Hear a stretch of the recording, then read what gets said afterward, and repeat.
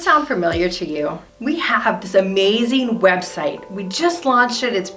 It's fairly new, but we're not getting any qualified leads. It's a story that we hear all too often.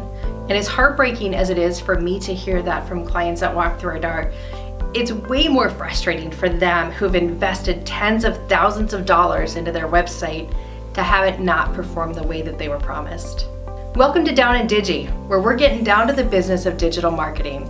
This is a new video series produced here, hosted by me, Korena Keys, on behalf of KeyMedia Solutions in an effort to really educate and inform business decision makers on how they need to interact and engage with digital marketing.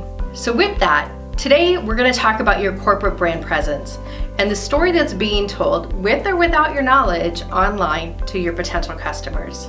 So what is your corporate brand presence? Essentially, it's the sum total of all of the information that is available or not available about your business online. It's what story is being told to people as they look for your products or services or for your company by name. And again, like I said, sometimes it's what's not being told that impacts your brand.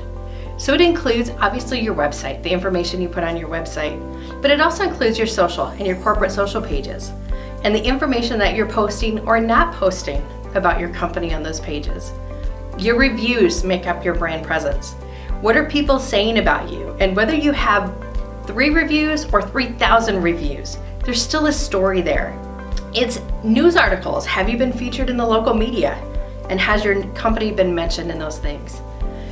How is your profile on Google My Business or on the Better Business Bureau? It's all of those pieces that come together that make up your corporate brand presence. So why is this important? And does it even really matter what's out there on the internet about you? Of course it does. We know that your customers are online. That's where they're spending a majority of their time. And whether you're in business to business marketing or you're in business to consumer marketing, people are still there. I know CEOs and business owners and buyers that spend a significant amount of time on Facebook. I know just as many that won't go on Facebook and spend a significant amount of time streaming videos. So what you're saying and how you're telling your story is impacting your ability to bring in new business. We know that if your brand is lacking an online presence, that you're missing out on a critical interaction. 80% of all decisions, buying decisions, are made before somebody ever has a human or contact with your company. Whether it's a form fill, walking through the doors of your business, calling a salesperson, or messaging you on Facebook. 80%. That is a significant number. You want to be there and you want to make sure your story is consistent. So one of the biggest impacts that the digital presence has on a business is that ability to engage and create relationships with customers, to give them the little crumbs of information that they need along the way to make a decision to choose you over your competitors. But it also builds trust. It adds the influence that you have, and it gives somebody the confidence to choose you because they can see what you're about, how you do it, your social stance, your beliefs, your values, and make sure that they align with what they're looking for. But you can also educate them and engage them on your products and services along the way. Additionally, you have the ability to reach customers in a massive scale when you have a strong online presence. When you're not there and you're not consistent in your messaging, you're not going to show up in the top of the search ranking results. People are not going to be able to find you, or they're going to be very confused about who your company is and what products and services you offer. It's not going to make it easy to choose you over your competitors. Bringing it all together, obviously your website matters. It is a great first step. It is a valuable investment in your time. But just because you build it doesn't mean they will come.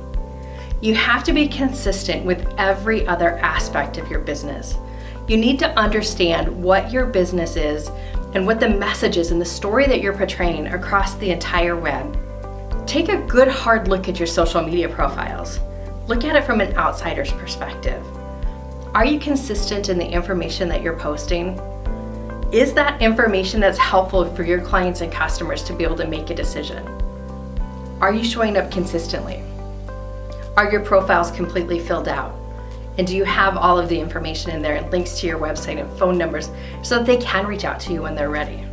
Examine your Google My Business account. If you have not claimed that listing yet, shame on you, first of all, but do it.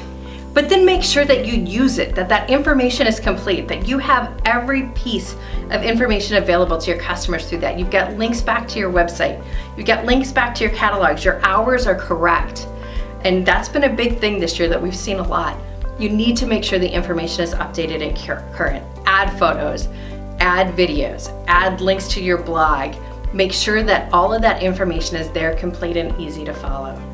But then also look beyond that. Do a Google search for your company and see what comes up. Is it a Better Business Bureau link or report? Do you show up in some third-party website that you didn't even know existed? Have you been featured in the local media, and is it a positive feature or a negative feature?